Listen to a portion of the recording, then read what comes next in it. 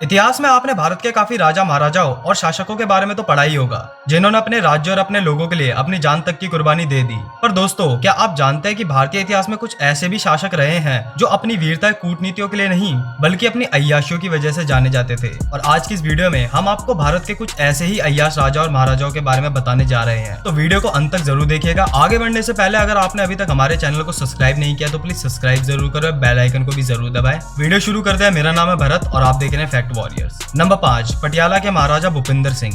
ऐसा माना जाता है कि महाराजा भूपिंदर सिंह का सबसे बड़ा शौक सुंदर लड़कियों के साथ समय बिताना था। सुंदर औरतें और काम वासना पटियाला के महाराजा की सबसे बड़ी कमजोरी थी। 38 साल तक पटियाला पर राज करने वाले महाराजा भूपिंदर सिंह ने 5 शादियां की थी और ऐसा माना जाता है कि उनके पास 350 से भी ज्यादा रखैल थी और उनके 88 बच्चे थे। पटियाला के महाराजा की अय्याशी का पता इस बात से ही चलता है कि उन्होंने फ्रेंच ब्यूटिशियन, प्लास्टिक सर्जन, सुनार, परफ्यूमर और फैशन डिजाइनर्स के साथ मिलकर अपनी रखैलों को अपनी पसंद के हिसाब से तैयार करवाते थे। इन सभी बातों का खुलासा दीवान जर्मनी दास की किताब महाराजा से हुआ है। यह कमाल की किताब है, अगर आपको मिल सके तो इसे एक बार जरूर पढ़ें। दीवान जर्मनी दास किताब में यह भी लिखते हैं कि महाराजा भूपिंदर सिंह नगन पार्टियों के बहुत शौकीन थे। गर्मियों में अपने स्विमिंग पूल में नगन महिलाओं और शराब के साथ जमकर अय्याशी करते थे। इन पार्टीज में नगन महिलाओं के सीने पर मदिरा उड़ेल कर शराब पी जाती थी और फिर उसके बाद सामूहिक संबंध भी बनाए जाते थे। दोस्तों, महाराजा काफी रईस थे। आजादी के बाद जिस सिल्वर बग्गी पर बैठकर हमारे देश के पहले राष्ट्रपति राजेंद्र प्रसाद राष्ट्रपति भवन गए थे, वो महाराजा भूपिंदर सिंह की ही थी।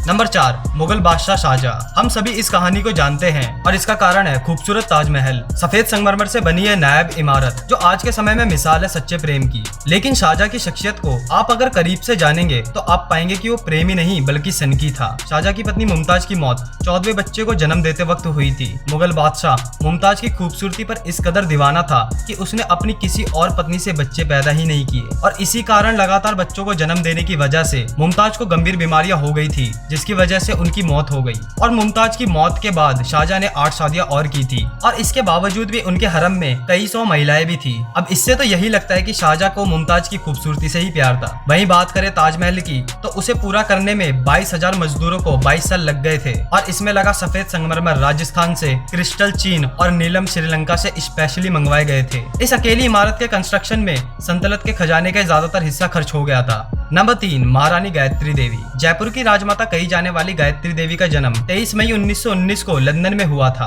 महारानी गायत्री देवी के पिता राजकुमार जितेंद्र नारायण बिहार के युवराज के छोटे भाई थे और वहीं उनकी मां इंदिरा राजे बड़ौदा के महाराज सयाजीराव गायकवाड़ III की इकलौती बेटी थी। गायत्री देवी के बारे में कहा जाता है कि वो एक बहुत बड़े शानदार महल में पली बढ़ी थी और उनके महल में लगभग 500 से भी ज्यादा नौकर काम किया करते थे। इसके साथ साथ गायत्री देवी को गाड़ियों और शिकार का भी बहुत शौक था। उनके बारे में कहा जाता है कि उन्होंने अपना पहला शिकार एक चीते का किया था और उस टाइम उनकी उम्र सिर्फ 12 वर्ष की थी। महारानी गायत्री देवी अच्छी शिकार होने के साथ साथ एक बेहतरीन घुड़सवार और पोलो की एक अच्छी खिलाड़ी भी थी। उन्हें गाड़ियों का बहुत शौक था। भारत में पहली बार मर्सिडीज W126 और 500 SCL को लाने का श्रेय उन्हें ही दिया जाता है। मर्सिडीज और रोल्स रॉयस जैसी गाड़ियों के साथ साथ गायत्री देवी के पास एक एयरक्राफ्ट भी था। 1940 में गायत्री देवी का विवाह सवाई मानसिंह बहादुर के साथ हुआ था, जिसके बाद वह जयपुर की तीसरी रानी बन गई थी। लेकिन उसके बाद पति और बेटे की मृत्यु के दुख में महारानी को कभी उभरने नहीं दिया। नंबर 2, हैदराबाद के मीर ओस्मान अली खान। अपने समय में इनकी गिनती सबसे अमीर लोगों में की जाती थी। उनकी अमीरी का आलम यह था कि वो एक 185 कैरेट डायमंड का इस्तेमाल अपने टेबल पर पेपर वेट की तरह करते थे।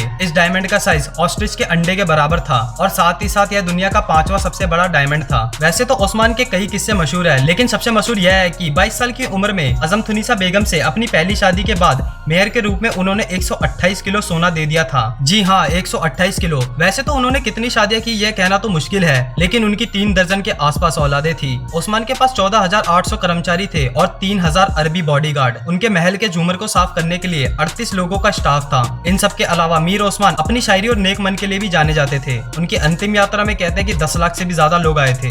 नंबर 1, महाराजा किशन सिंह। भरतपुर के महाराजा किशन सिंह अपने अजीबोगरीब शौकों के लिए जाने जाते हैं। उनकी 1 या 2 नहीं बल्कि 40 रानियां थी। अगर आप इनकी शाही शौकों के बारे में सुनोगे तो आप हैरान रह जाओगे। दीवान जर्मनी दास महाराजा में किशन सिंह से जुड़े कई राजों को खोला है। किशन सिंह को तैराकी का बहुत शौक था और उन्होंने अपना शौक पूरा करने के लिए एक गुलाबी संगमरमर की झील बनवाई थी, जिसमें उतरने के लिए चंदन की लकड़ियों की सीढ़ी बनी हुई थी। राजा के स्वागत में नगन लड़कियां सीढ़ियों पर खड़ी रहती थी और इतना ही नहीं, सभी रानियां अपने हाथ में मोमबत्ती लेकर नाचती थी और जिसकी मोमबत्ती सबसे देर तक जलती रहती थी, उस रात महाराजा किशन सिंह उसी रानी के साथ समय बिताया करते थे। बड़ा ही अजीब तरीका है रात के लिए साथी चुनने का। तो दोस्तों, आज की ये वीडियो देखकर आपको राजाओं की विलास भरी जिंदगी से जलन हो रही है या हंसी आ रही है कि कैसे कैसे शौक रहे हैं भारत के इन अय्याश शख्सों के? जो भी हो हमें कमेंट में जरूर बताएं। वीडियो पसंद आई तो लाइक और शेयर करना बिल्कुल ना भूलें। ऐसी और इंटरेस्टिंग वीडियोस देखने के लिए सब्सक्राइब करें हमारे चैनल फैक्ट वॉरियर्स को। मैं भरत अब आपसे मिलूंगा एक नई मजेदार वीडियो के साथ। तब तक के लिए गुड बाय।